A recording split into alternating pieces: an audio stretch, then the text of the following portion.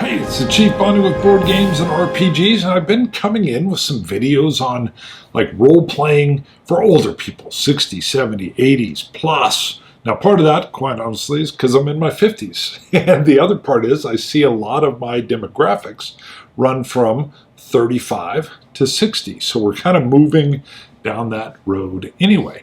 But today I want to start what's kind of a three-part series. I want to first talk about role-playing in real life, and I'll explain that a little bit. I'm going to talk about what I was doing when I was a medic in the United States Army and some things we did with mass casualty events and whatnot. And then in law enforcement, what we have been doing, basically role-playing an active shooter response and how to respond with consequences if you mess up. I'm talking paintballs or Simunitions shot out of a real gun that hurt really bad when you get hit with them. The second video will be what I'm calling top 5 safety tools. Now, I had no idea what safety tools were until I got to a certain game.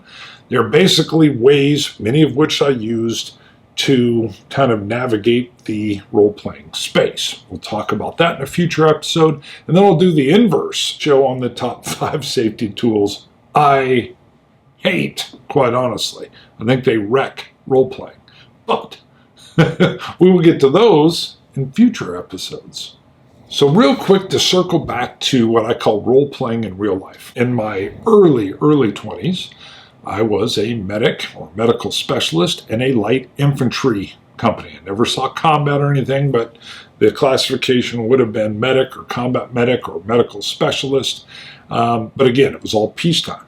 But one thing that the Army was really good about, and these were very difficult training exercises, was they would do mass cal or mass casualty events.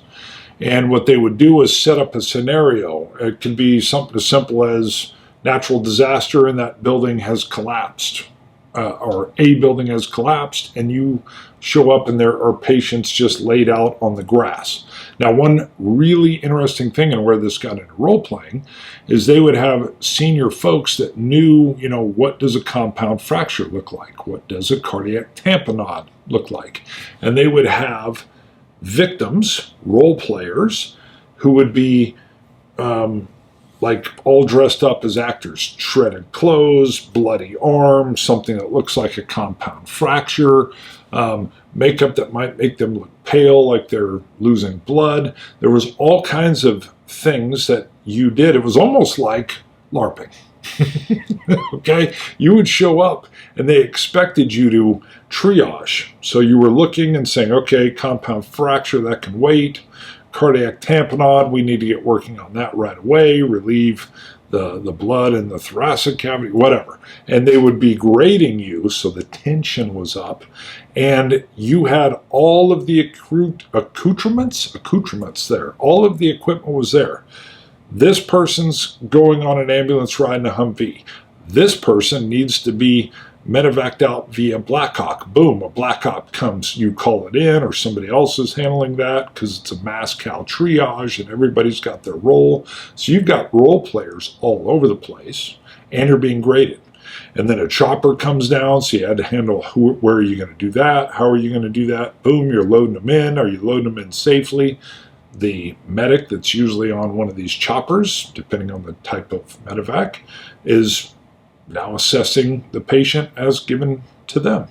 And that would roll all the way back to the TMC, the Troop Medical Clinic, or the MASH, or whatever. And this would be a giant role-playing exercise. Really cool. Super, super cool. So I got to experience some of that in my 20s.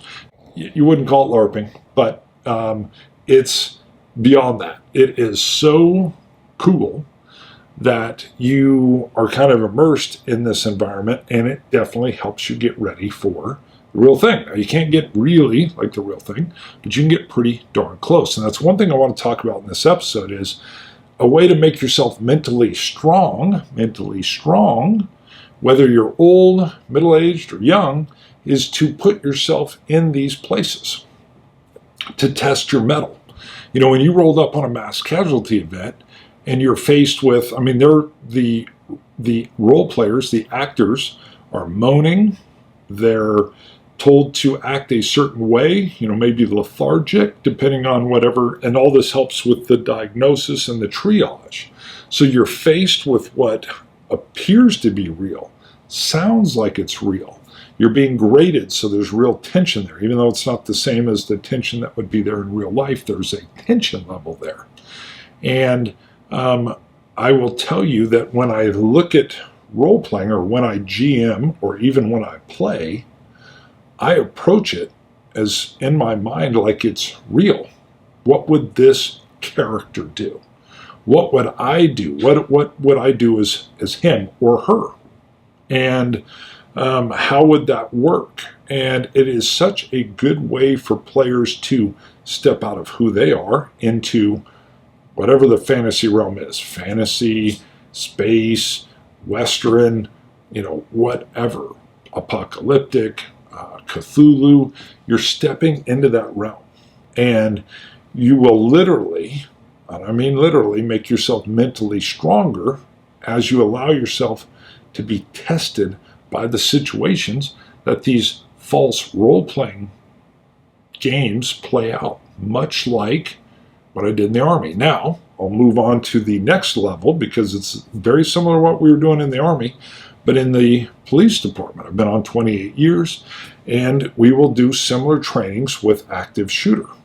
Usually our SWAT team will play the bad guys and the training facilitators and whatever, and we'll be not whisked, but moved quickly into a building and told really quickly, this is all you know, or this is what you hear, or sometimes it's even a radio call that comes out to get it real, and then you have to start responding immediately. And sometimes you have to dial it back, meaning you got to slow it down, and sometimes you got to move it forward, and they'll oftentimes have casualties laying in hallways. And if you have an active shooter going on, you bypass the casualties, even when they're begging you not to. Why would they do that? Because you might run into that in the real life, and if that's the first time you see this in real life, you might start to work with a patient and then get shot yourself. So they will teach you to move past. You can even see it, unfortunately, in some of the Axon footage or the police-mounted cameras that they wear. In some of the different shootings you'll see, they'll fuzz out the victims, but you'll see them move by, and other officers even try to keep other officers focused. So that role-playing, they don't call it that, but that role-playing element is there. And my point to talk about this is because you can really experience that at the table as well. Now, to a certain extent.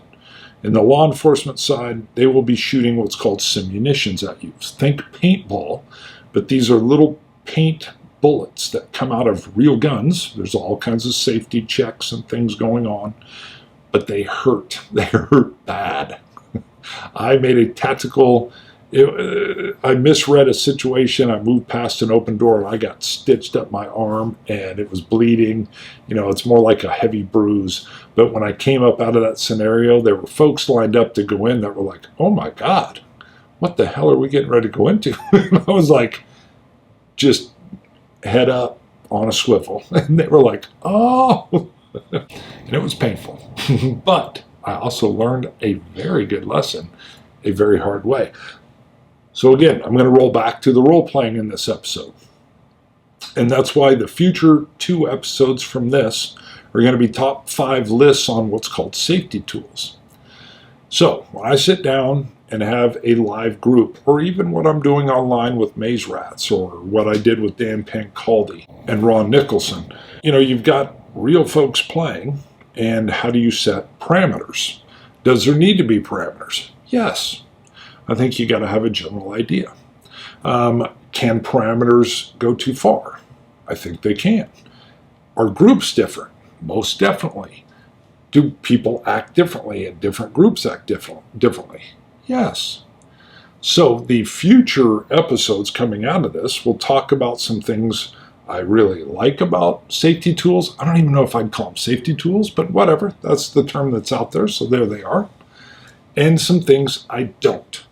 But as we end this one, I just want to reiterate the really cool thing about what the United States Army did and what law enforcement agencies do all around the country is they are running through these live action role-playing scenarios to get officers or military personnel ready for what is going on.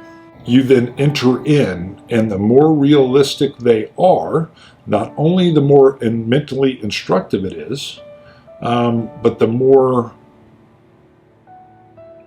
kind of helpful it is for you overall. If not even if you don't ever end up in the thing, it puts you in a place, which I firmly believe that role-playing is very, very good for mental health. Very good for mental health on multiple different levels.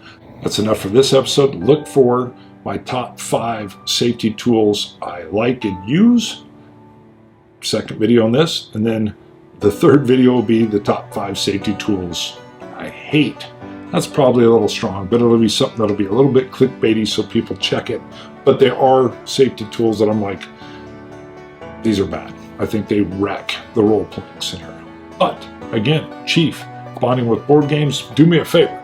Role-playing stuff, I'm almost at a battle with like some war gamers that don't do role-playing, although there's a crossover, I know, and role players that don't do wargaming. And so I'm always like, I'll pick up 30 subs and I'll drop 25, so, which is totally fine. I'm enjoying the content and the interaction, but do me a favor, if you like what this is, please do thumb it and subscribe if you enjoy it. Thank you. See you guys. Bye.